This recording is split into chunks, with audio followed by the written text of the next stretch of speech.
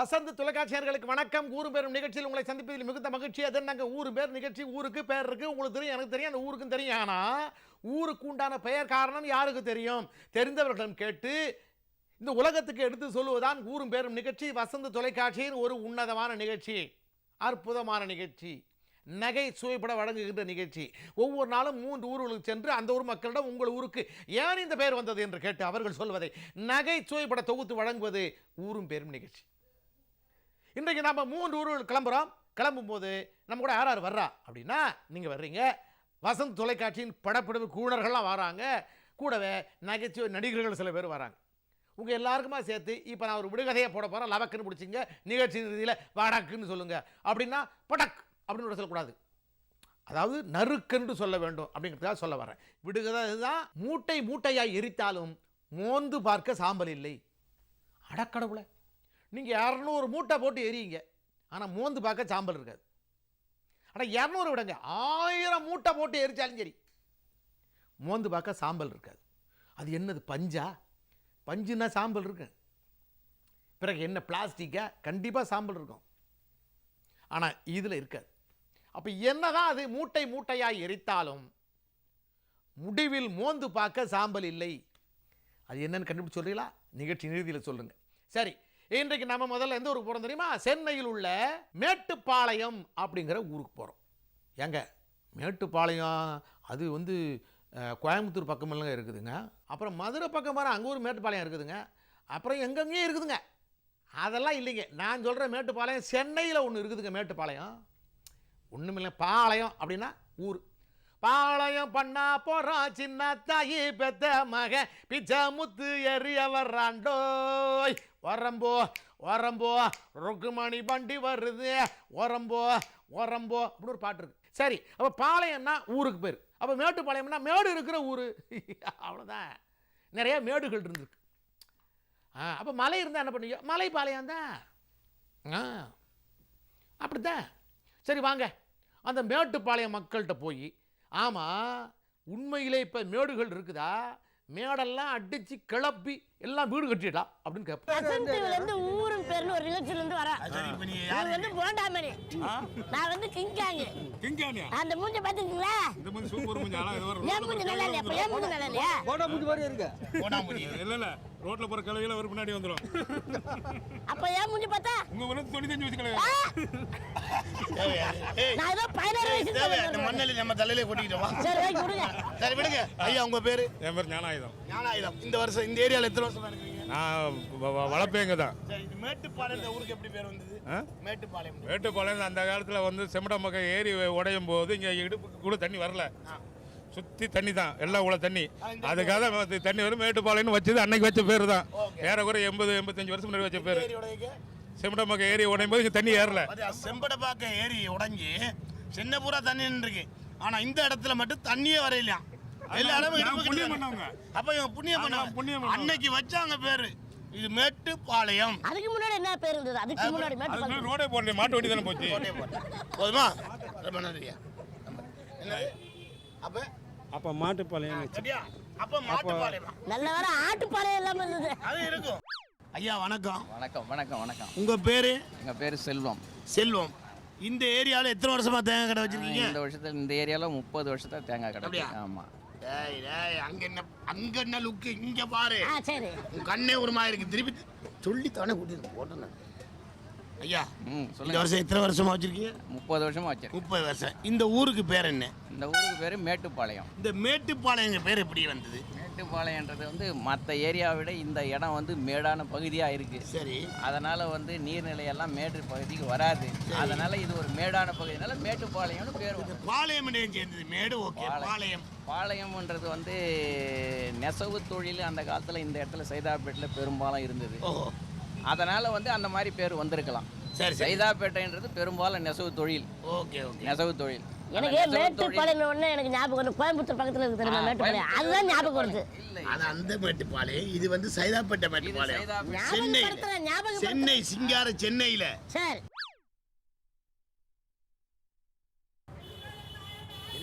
அங்க என்ன கொடுத்தீங்களே? ஏய், அது வியாபாரம் பண்ண மிச்சம் கொடுத்தாங்க போட்டேன். 100 ரூபாய் கொடுங்க, இலை தரேன், வாங்கிட்டு ஆ, போங்க. இது நல்ல எவ்வளவு 100 ரூபாய் கொடுங்க. 100 ரூபாய் என்ன பிரிச்சு படுக்கலாம். ஏங்க என் உயரத்துக்கு கொடுத்த உடனே 100 ரூபான்றாங்க. அம்மா வணக்கம்மா. வயிறாதிக்கு அம்மா வணக்கம். உங்க பேரு சாருதா, என் பேரு. சாரதா. இந்த ஏரியாவில் எத்தனை வருஷமா இந்த வியாபாரம் பாக்குறீங்க? 40 வருஷம். இல்ல வியாபாரம்னால வேற வியாபாரமா?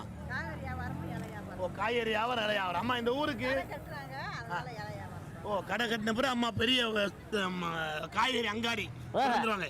இப்போதைக்கு இது இலை தான் அவங்கள வாழ வைக்குது. அதனால இலை வியாபாரம். அம்மா இந்த ஊருக்கு மேட்டுப்பாளையம் பேர் எப்படி வந்தது? அதான் அந்த காலத்துல இது கொஞ்சம் மேடா இருந்தாலும் மேட்டுப்பாளையம் பேர் வந்து. இதான் இதான் காரணம். அதாவது ஒரு காலத்துல இது மேடா இருந்திருக்கு, தண்ணியை வெள்ளாத மேட்டுப்பாளையம் பேரை வச்சுட்டாங்க. இதானே? வெள்ளம் வந்தாலும் இங்க வெள்ளம் வரும். ரொம்ப நன்றிமா. கை விடு. கத்தி எடுத்துரு. ஆத்தாடி ஓகே. கையை கொட்டா கத்தியால அறுத்துருவா போல இருக்கே. ஆனா எல்லாரும் மேடு இருந்ததுனால மேட்டுப்பாளையம் அப்படி சொல்றாங்க. அந்த மேடு இப்ப இருக்குதா? இல்ல. காடு இப்ப இருக்குதா? இல்ல.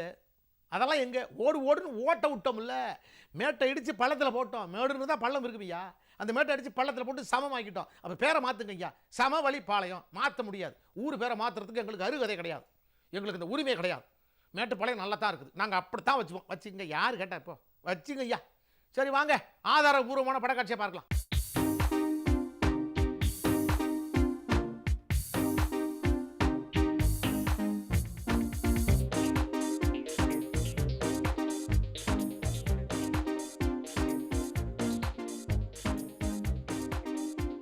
மேட்டுப்பாளையம் அப்பெயர் வர காரணம் என்ன? சென்னை புறநகர் பகுதியில் அமைந்துள்ள அழகிய சிற்றூர் பகுதிதான் மேட்டுப்பாளையம். இனி இவ்வூருக்கு மேட்டுப்பாளையம் என பெயர் வந்ததன் காரணம் பற்றி காண்போம். சில குடியிருப்புகளின் தன்மையை அவற்றின் பெயர்கள் அறிவிக்கின்றன. மேட்டில் அமைந்த ஊர்களையும் பள்ளத்தில் அமைந்த ஊர்களையும் அவற்றின் பெயர்களால் உணரலாம். பள்ளம் என்னும் சொல் பல ஊர் பெயர்களில் அமைந்துள்ளது. பெரும் பள்ளம், இளம் பள்ளம், ஆலம் பள்ளம், எருக்கம் பள்ளம் முதலிய ஊர்கள் தஞ்சை நாட்டில் உள்ளன. அதேபோல் மேட்டுப் பகுதிகளை அடிப்படையாக கொண்டு மேடு என்னும் அடைமொழியோடு கூடிய ஊர் பெயர்களும் பல உண்டு. சோழமண்டல கரையில் அமைந்துள்ள கள்ளிமேடு என்னும் ஊர் முற்காலத்தில் கள்ளிகள் அடர்ந்து மேடாக இருந்த இடம் என்று தெரிகின்றது. புதுச்சேரிக்கு வடக்கே கடற்கரையில் கூனிமேடு என்னும் ஊர் உள்ளது. அவ்வகையில் படை வீரர்களுக்குரிய பாளையம் எனும் பெயரோடு விளங்கிய இப்பகுதி மேட்டு நிலத்தில் அமைந்துள்ளதன் காரணமாக இது மேட்டுப்பாளையம் என வழங்கப் பெறுகின்றது. ஆதாரபூர்வமான படக்காட்சியை பார்த்தோம். மேட்டுப்பாளையத்துக்கு ஏன் இந்த பேர் வந்து தெரிஞ்சுக்கிட்டோம். சரி, அடுத்த ஒரு போறதுக்கு முன்னாடி ஒரு சின்ன இடைவெளி விட்டுருவோம்.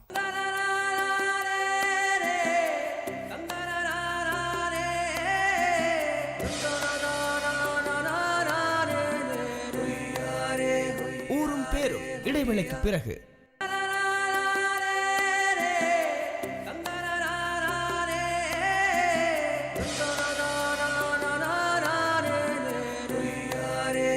ஊரும் பேரும் தொடர்கிறது. இடைவேளைக்கு பிறகு சந்திக்கிறோம். இப்போ நம்ம எந்த ஊர் வரும் தெரியுமா? சென்னையில் உள்ள ஜாபர் கான் பேட்டை. ஜாபர் கான், அது என்னங்க ஜாபர் கான்? கான்னா சோளம், ஜாபர் கான்னா ஜாபர் சோளமா? அப்படிலாம் இல்லைங்க. கான் அப்படின்னா முகமதியர்களுடைய பேர். கான், அமீர் கான், அபூர் கான். கான் இருந்தா அவங்க முகமதியர்கள். கண்டிப்பா முகலாயர்கள் முகமதியர்கள் வசித்த இடம், அவர்கள்லாம் குடியேறிய இடம். பேட்டைன்னா அவர்களுடைய வியாபார ஸ்தலம், அதுக்கு பேர் பேட்டை. ஜாபர் கான்னா அவருடைய ஒருத்தருடைய பேர், முகமதியருடைய பேர். அவருடைய பேரில் அந்த பேட்டை உருவாயிருக்கு. இது எத்தனை மக்களுக்கு தெரியும்? இப்போ முகமதியர்கள் மட்டும்தான் இருக்காங்களா? எல்லா ஜாதி மக்களும் வந்துட்டாங்க, எல்லா இனத்து மக்களும் வந்துட்டாங்க. இருந்தாலும் ஜாபர் கான் பேட்டையை மாற்ற முடியுமா? முடியவே முடியாது. சரி வாங்க, அந்த ஒரு மக்கள்கிட்ட போய் கேட்போம். ஐயா வணக்கம். உங்கள் பேர்? ஏழுமலை. ஏழுமலை. இந்த ஏரியாவில் எத்தனை வருஷமா இருக்கீங்க? நான் ஒரு 10 இயர்ஸாக இருக்கேன் சார். 10 இயர்ஸாக இருக்கீங்க. கல்யாணம் பண்ணி குடும்பம் பிள்ளைங்கள்லாம் என்ன பண்ணுறாங்க? எல்லாம் இருக்காங்க சார். ரொம்ப நன்றி ஐயா. இந்த ஊருக்கு ஜாபர்கான் பேட்டைன்னு எப்படி பேர் வந்தது? ஜாபகான் ஒருத்தர் இருந்தார் சார், ஒருத்தர் அவரால் தான் வந்தது. அவர் யார் அந்த ஜாவான்? அவர் பேர் அந்த ஊருக்கு வைக்கிற அளவுக்கு அவர் என்ன பெரிய ஆளா? ஒரு இஸ்லாமிய மன்னர் சார் அவர். மன்னன். மன்னன் பேர் வச்சிருக்காங்க. சாதாரண நாளாக இருந்தால் வைக்க மாட்டாங்க. இல்லை சார். இது சொன்ன இவன் பேர்லேயே கூட ஊர் இருக்காம கிங் காங் அப்படி இருக்கா? தெரியல சார். அப்படிலாம் கிடையாது. இங்காங்கலாம் கிடையாது, ஆங்காங் இருக்குது. ஆங்காங் இருக்குது. ரொம்ப நன்றி ஐயா. ஏதோ தெரிஞ்ச சொன்னீங்க, சந்தோஷம். அதாவது அந்த மன்னர் பேர் தான் வச்சிருக்காங்களா எல்லாரும்? சரிங்க. இதுதான் எல்லாருமே சொல்லுவாங்க. இன்னும் 4 இடத்துல கேட்போமே. நானும் அதான் சொல்றேன். இந்த இந்த ஊருக்கு ஜாபகாரன் பேட்டைன்னு எப்படி பேர் வந்து? இந்த ஆற்காடு நவாபு காலத்தில் அங்கங்கே வந்து இந்த என்ன சொல்லுவாங்க தளபதி போல் இருந்தாங்க இல்லையா, அதில் ஒரு தளபதி வந்து இங்கே ஜாபர் கான் சொல்லி. அந்த தளபதி பேர் வந்து ஜாபர் கான். ஆமாம் ஆமாம், அந்த காலத்தில் ஆற்காடு நவாபு காலத்தில். ஆமாம், இந்த இடத்துல அப்படியே ஒரு ஏரியா அவங்களுக்காக ஒதுக்கப்பட்ட ஏரியா அது. அவர்கிட்ட தான் இருந்தது இந்த ஏரியா. அதுக்கப்புறம் நாளடைவில் ஜனங்க அப்படியே குடியேறி பேட்டை வந்து ஜாபர்கான் பேட்டை தளபதி பேரை வச்சு ஜாபர்கான் பேட்டை ஆயிடுச்சு. ஆமாம், இதை என்ன ஆறு காலத்தில்? ஆற்காடு நவாபு காலத்தில். அதாவது ஆற்காடு நவாபு காலத்தில் ஜார்பான்னு சொல்லி தளபதி இருந்திருக்காரு. அவர் இங்கேயே தங்கி இருந்தபடியால வந்த நாளளவில் ஜார்பான் பேட்டைன்னு பேர் வந்து. அவர் எவ்வளவு நேரம் தங்கி இருந்தார் சாருங்க? அது அவருக்கு தெரியாது. இது உனக்கு தேவையில்லாத வேலை. ஏன் என்னது? நான் என்ன எதுவுமே பேசணுமா என்னது? உன்னை பேசுவான்னு சொல்ல. எதுக்கு வந்தமோ அந்த வேலை நல்லபடியா. நான் சில டீட்டெயில் எனக்கு தெரிஞ்சாகணும். டீட்டெயில் சொல்லு. நீ வீட்டில் போய் கேள்வி டீட்டெயில் வர்றீங்க. உங்க பேரு? ஜான்சன். ஜான்சன். இந்த ஊருக்கு ஜார்பகான் பேட்டைன்னு எப்படி பேர் வந்தது? ஜார்பான் பேட்டை தெரியலையே. தெரியல. ஐயாவுக்கு தெரியல. தெரியல. அப்போ வந்து என்ன பண்ணுங்க, இதுல ஒரு 50, இதுல ஒரு 50, இதுல ஒரு 50, இதுல ஒரு 50 எல்லாம் போட்டு ஒரு பார்சல் பண்ணி கொடுங்க. இல்லங்க, ஜாபர்கான் பேட்டை எப்படி வந்ததுன்னு கேட்டா தெரியல போது தானே கொடுக்கணும் நமக்கு. தெரியல தண்டனை. ஆமா ஐயா, ஆட்கள் இருக்கும்போது தான் ஜார்பான் பேட்டை வருது. இந்த மாதிரி இருந்தபடியான ஜாவான் பேட்டை 50 கிராம் போட்டு கட்டி மொத்தமா பார்சல் பண்ணி போறதா ஜார்பான் பேட்டை ஜாவான் வருது. ஐயா ரொம்ப நன்றி. நம்ம ஒரு ஏரியாவில் இருந்தோம்டா, அந்த ஏரியாவில் சம்பாதிச்சு சாப்பிட மட்டும் பெருசு இல்லை. எப்படி இந்த பேர் வந்து? கொடுக்க மாட்டேன். வாங்கி வைங்க, போயிடுவான். கொண்டு வருவான். வாங்கி வைங்க ஐயா, அதை வாங்கி வைங்க, கொண்டு வருவான். உங்க பேரு சார்? சிவகுமார். சிவகுமார். அந்த ஜாபர்கான் பேட்டை வந்து ஊரு, அதுக்கு பேர் எப்படி வந்தது? இதுக்கு முன்னாடி யாராவது வயசானவங்க யாராவது இருந்திருப்பாங்க, ஜப்பார்னு யாராவது இருந்திருப்பாங்க. அந்த பேரை சாட்டா சுருக்கி ஜாப்ரான் பேட்டைன்னு வச்சிருக்கலாம். நீங்க நினைக்கிறீங்க? நான் நினைக்கிறேன். அதாவது அண்ணன் என்ன சொல்லண்டா, இதுக்கு முன்னாடி ஜபார்னு பெரிய ஆளு இருந்திருக்கலாம். ஜப்பாரா ஜப்பானா ஏதோ ஒண்ணு அதை சுருக்கி ஜாவான் பேட்டைன்னு பேர் வச்சிருக்கலாம்னு சொல்றாரு. அப்படின்னு இவர் ஒரு ஐடியா சொல்றாரு. நான் சொன்னேன், நீ போற இடம் இப்படிதான் இருக்கும். கரெக்ட்னு சொல்லி கடைசி என்னையே முட்டாளா. நான் அதான் கரெக்ட் பண்ணி வச்சிருந்தேன். அவர் நீ வந்த உடனே உன்னை பார்த்தாலே சொல்ல மாட்டேங்கிறாங்க. யாரு உன்னை பார்த்தா சொல்ல மாட்டவா? சரி வா இறங்கு. இவரு கூட்டு வர. புதி உனக்கு தெரியுமா ஜாபர்கான் பேட்டை எப்படின்னு? ஏய் சின்ன பையன் பயந்துருவான்டா. இறங்கு. தெரியாதா உனக்கு? சரி வா, உன்னை கடத்திடுறேன். வா வா. வணக்கம். சரி வா வா. சரி ஓகே. ஒண்ணு தமாசுக்கு. வணக்கம். உன் பேரு என்ன? உன் பேரு என்ன? தருண். பேர் சொல்லு. தருண். பேர் தருண். என்ன படிக்கிறீங்க? என்ன படிக்கிற? எல்கேஜி. எல்கேஜி. இந்த ஊருக்கு ஜாவான் பேட்டை எப்படி பேர் வந்தது? தெரியல. தெரியல. நல்ல கை. தைரியமா சொல்லிருக்கயா? தெரியல. இவன் ஆம்பளை சிங்கயா, நீ இருக்கிறியா? ஏய் என்னடா இருக்கிற? சரியா சொல்லிட்டாங்க. ஜாபர்கான் அப்படின்னு ஒரு முகமதியர் இருந்தார். ஆகவே ஜாபர்கான் அப்படிங்கிற அவருடைய பேரில் அந்த ஊர், அந்த பேட்டை, அந்த ஊர் உருவாச்சுது. வாங்க ஆதாரபூர்வமான படக்காட்சியை பார்ப்போம்.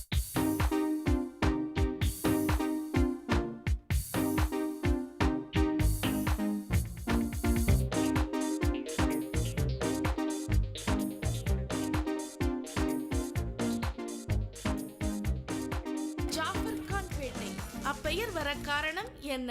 ஜாஃபர்கான் பேட்டை சென்னை மாநகராட்சியில் கே நகர், அசோக் நகர், சைதாப்பேட்டை, கிண்டி போன்ற நகரங்களின் அருகாமையில் அமைந்துள்ளன. இங்குள்ள காசி தியேட்டர் அருகில் முக்கியமான பேருந்து நிறுத்தம் அமைந்துள்ளது. இனி இந்த ஊருக்கு ஏன் ஜாஃபர்கான் பேட்டை என்று பெயர் வந்தது என்று காண்போம். ஐரோப்பியர்கள் வரவுக்கு முன்னர் தமிழ்நாட்டின் பெரும்பான்மையான பகுதிகள் ஆற்காடு நவாபின் ஆட்சியின் கீழ்தான் இருந்தது. பல குறுநில மன்னர்களும் பெரிய ஜமீன்களும் நவாப்புக்கு வரி கட்டி வந்தனர். நவாப் ஆட்சி காலத்தில் இஸ்லாமியர்கள் தங்கள் பெயரில் பல்வேறு வணிகச் சந்தைகளை உருவாக்கி வர்த்தகம் செய்து வந்தனர். சொல்லின் செல்வர் டாக்டர் RP சேதுப்பிள்ளை அவர்கள் தனது நூலிலே பேட்டை என்கின்ற ஊர்கள் அனைத்தும் இஸ்லாமிய வர்த்தக பெருமாக்களால் தான் உருவாக்கப்பட்டது என்று கூறுகின்றார்.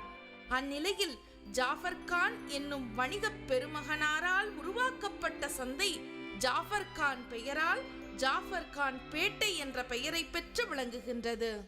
ஆதாரபூர்வமான படக்காட்சியை பார்த்தோம். ஜாஃபர்கான் பேட்டைனா கண்டிப்பா மசூதி இருக்கணும்னு சொன்ன மசூதியை நம்ம பார்த்தோம்.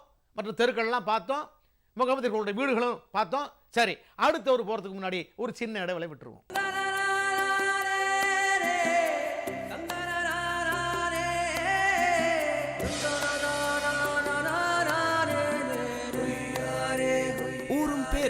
இடைவேளைக்கு பிறகு.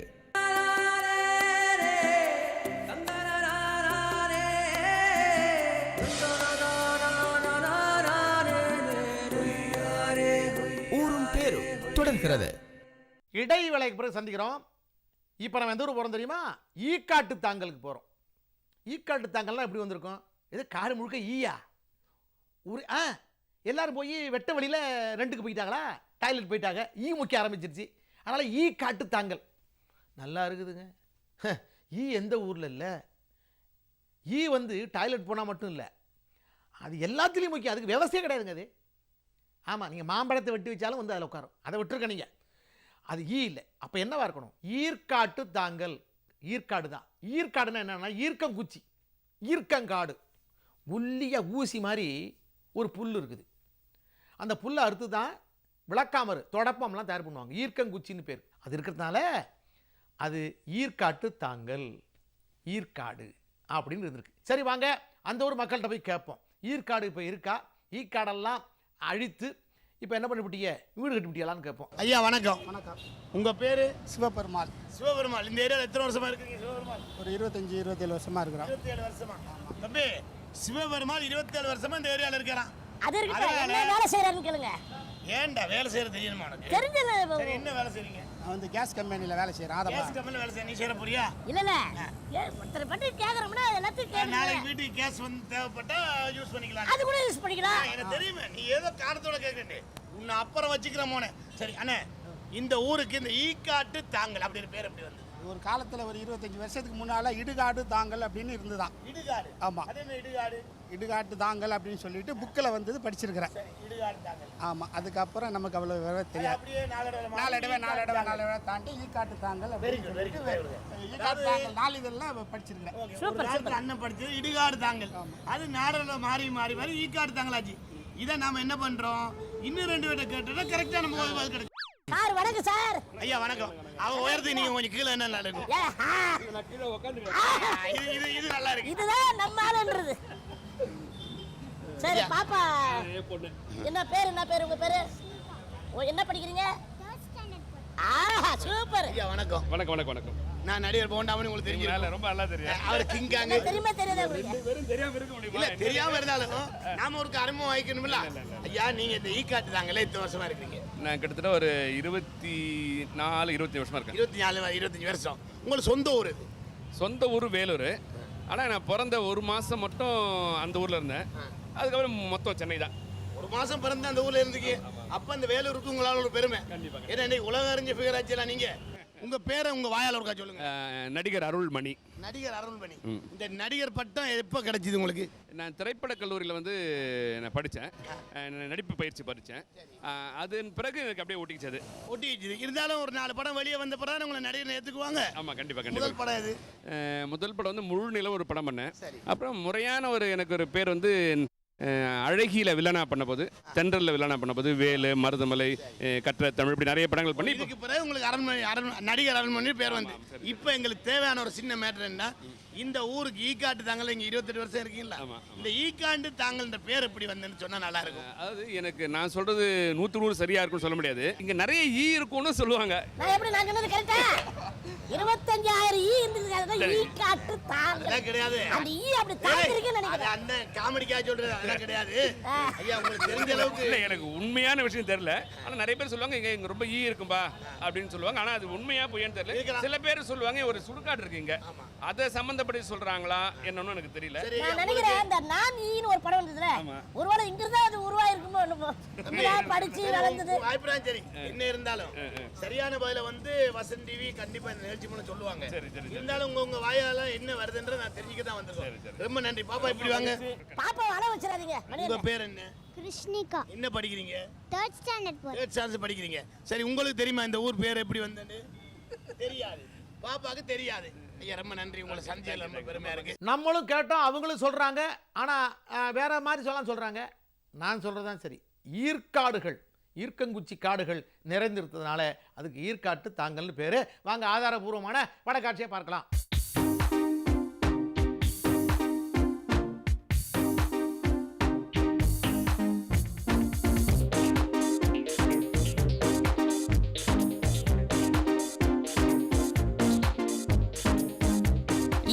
ஈக்காட்டுத்தாங்கல்.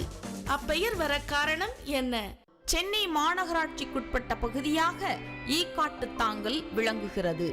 சென்னையிலிருந்து 10 கிலோமீட்டர் தொலைவிலும் சென்ட்ரலிலிருந்து 8 கிலோமீட்டர் தொலைவிலும் இவ்வூர் அமைந்துள்ளது. மாநகருக்குள் ஈக்காட்டுத்தாங்கல் அமைந்திருப்பதால் எப்போதும் பரபரப்பும் போக்குவரத்து நெரிசலும் மிகுந்து காணப்படுகின்றது. கிண்டியை அடுத்து ஈக்காட்டுத்தாங்கல் இருப்பதால் தொழிற்சாலைகள் மிகுந்து காணப்படுகின்றன. இனி இந்த ஊருக்கு ஏன் ஈக்காட்டுத்தாங்கல் என்று பெயர் வந்தது என்று காண்போம். ஊரும் பெயரும் உடை தொழில் கருவியும் யாரும் சார்த்தி அவையவை பெருமே என்று தொல்காப்பியம் பொருள் இலக்கணத்தில் 619வது வரிகள் கூறுகின்றன. ஆற்றம் கரையோரம் வசிக்கத் தொடங்கிய முதல் மனிதன் நிழலையே இயல்பாக நாடும் இயல்பு காரணமாக மரங்களை தம் தங்குமிடத்தை குறிப்பிட பயன்படுத்தி இருக்கக்கூடும். மரங்களின் நிலையான தன்மையும் எளிதில் பிறருக்கு உணர்த்த இயலும் நிலையும் காரணமாக தங்குமிடங்களுக்கு மரங்களை அடையாளப்படுத்தினான். மதுரை, காஞ்சி போன்ற பழம்பெரும் ஊர்கள் இங்கு எண்ணத்தக்கவை. அந்த வரிசையில் பாலைவன பகுதிகளுள் மிகுதியாக விளையும் ஈச்ச மரங்கள் அபூர்வமாக தமிழகத்திலும் சில பகுதிகளில் காணப்பட்டுள்ளன. தங்கள் என்பதன் குறில் நெடிலாகி தாங்கல் ஆக மாறி பல இடங்களில் வந்துள்ளது.